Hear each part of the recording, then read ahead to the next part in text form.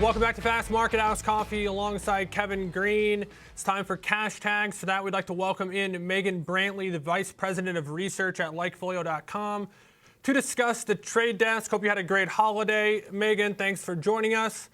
What are your thoughts on this? Yeah, go ahead. Sorry. Oh, no, I was going to say thanks, guys. I hope y'all had a nice 4th, too. Let's talk a little bit about the trade desk. This is a company that I find fascinating. I don't think it gets the same amount of love and attention as a lot of its mega cap peers, but it's as important as any in this online advertising space. What are you guys seeing within that sector as a whole?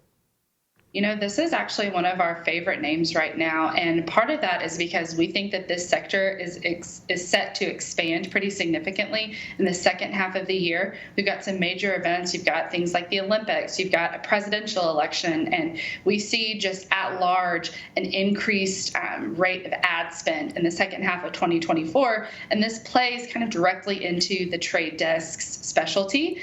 And what's even more promising is we've already seen some signs of upward revision in ad spend, specifically digital ad spend.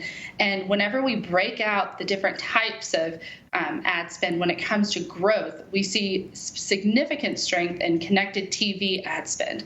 And this is really a major growth driver for the trade desk. And as people are upgrading how much they think that companies are spending on advertising, we think that this is an area that could continue to benefit and propel the trade desk. Even though the company is already doing well this year, we think that this could be, potential ammunition for even more surprise whenever it reports, even coming in August. So, Megan, it seems like there's also potential for consolidation within the space as well, as we see this rotation in spend going from CTV, from, let's say, gaming, or maybe some of these other platforms that are out there. What do you think is going to be the biggest headwind when it comes to the trade desk in the near term? We talked about kind of the seasonality that we have with the election, but after that kind of goes and abates later a little bit, what are they going to backfill some of that opportunity with, or some of that optimism with some of the other product offerings? What are your thoughts when it comes to that type of space here? So I think that the trade desk is pretty well rounded. They have connected TV, but they also have other forms of digital advertising, which is accelerating. And so I think that kind of insulates the trade desk from just the shift to connected TV. But we also think we're in the really early innings of this shift in ad dollars from linear TV to connected TV.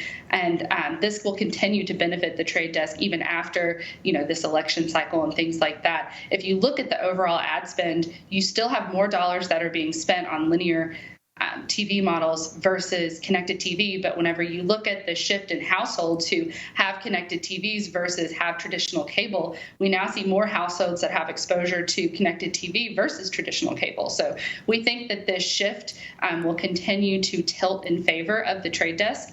Another area for us that's really helpful and really powerful is we like to look at overall levels of consumer happiness. And so while the mention volume for the trade desk may be relatively low, as this isn't necessarily as consumer facing, we can still see really high levels of consumer happiness at 80% positive. And this coincides with, I think that the company reported a 95% retention rate on its last quarter. So this is almost like Costco levels whenever you think about a company being able to retain consumers. So I think that this consumer happiness level is going to be really important to monitor to see if the trade desk can continue to hold on to these consumers. And part of the reason why this happiness level is so high is we see a lot of consumers who are talking about just the effectiveness and the scale that they're able to achieve using TTD's platform.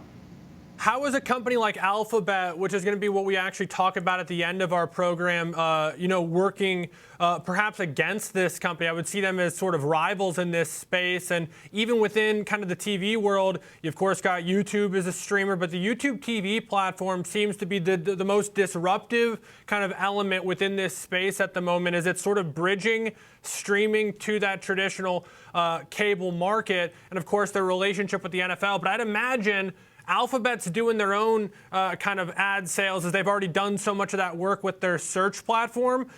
Is Alphabet a problem for Trade Desk, or is this a big enough market for both those companies to thrive? We think that this is a big enough market for both of the companies to thrive, and we think that TTD has kind of a unique approach in how it is addressing targeted advertising versus, say, a Google or Alphabet that has a lot of this first-party data.